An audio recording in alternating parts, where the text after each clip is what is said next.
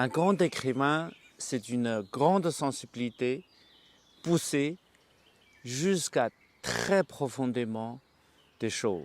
La sensibilité de Marcel Proust, évidemment, c'est une sensibilité innée, mais aiguisée. C'est-à-dire qu'il peut sentir au-delà de ce que les autres sentent. C'est comme ça qu'on peut trouver cette richesse dans la recherche du temps perdu. Ce château, qui s'appelle Château de la Signaillerie, Signaillerie déjà ça veut dire la signature, l'écriture, dans le vieux français. Et justement, c'est l'endroit où Marcel Proust a aiguisé sa sensibilité. Parce qu'il venait de 7 ans à 9 ans. Évidemment, c'est à 10 minutes à pied à peine de la tante Léonie. Et justement, il venait retrouver la jeune fille Gilberte Swann.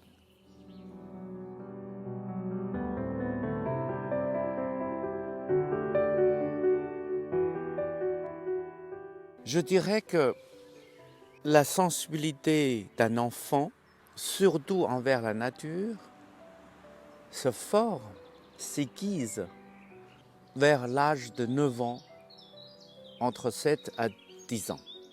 Cette phrase-là, justement, on sentit la nature. Les fleurs, les plantes, le vent, les lumières, les odeurs, les orages, tout ce qui est la riche de la nature. Un enfant se sent avant justement l'âge de l'intellectualité. C'est justement à ce moment-là que Marcel Proust, enfant, est venu ici avec cet amour envers la jeune fille.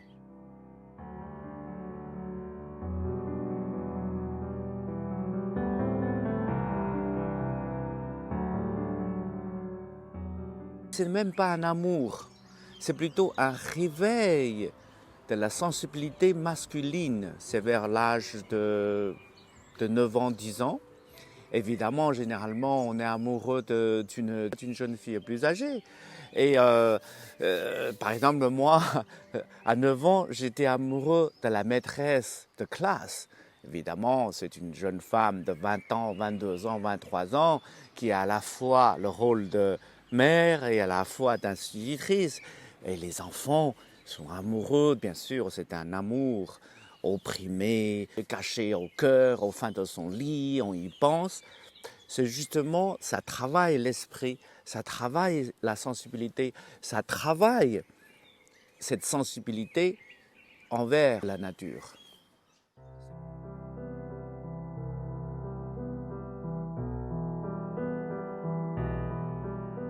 Voici la fameuse chapelle.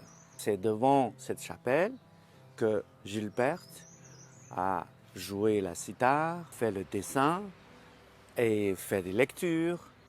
Évidemment, la chapelle, à l'époque, un symbole de la religion, de l'esprit bien sûr, qui est devenu, je pense, le symbole de son amour, de ce sentiment de réveil de ce garçon envers la femme, envers la nature, envers l'univers. Donc, je veux dire, c'est là est né Marcel Proust, écrivain.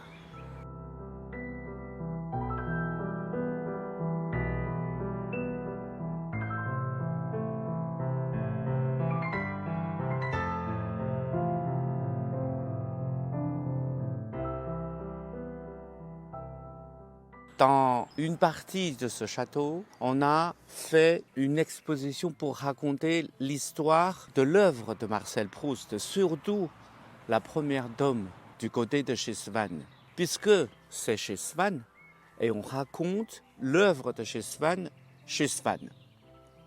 Cette œuvre a une signification particulière parce que c'est un manuscrit qui a été refusé, qui a été mal compris, qui a été rejeté par tout le monde de l'édition.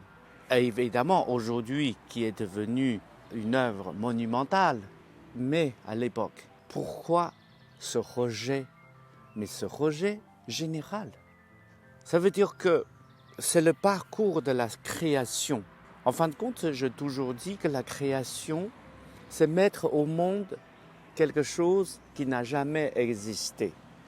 Mais une fois l'œuvre est faite, on va se soumettre à des éditeurs. Un tableau, on se soumet à des galeristes, ou un film pour les investisseurs. Évidemment, ces gens-là, qui représentent les référents de la société, vont juger quelque chose de neuf par quelque chose de rétabli, qui ont existé. Évidemment, il y aura ce conflit. Donc, c'est par l'histoire du premier roman de Marcel Proust pour que les créateurs comprennent. Si on était mal compris, rejeté, on était opprimé, c'est naturel. Et en même temps, pour les juges, en disant, puisque vous êtes là en train de découvrir quelque chose de nouvel, donc ayez la conscience que vous ne pouvez pas juger par ce qui est déjà établi.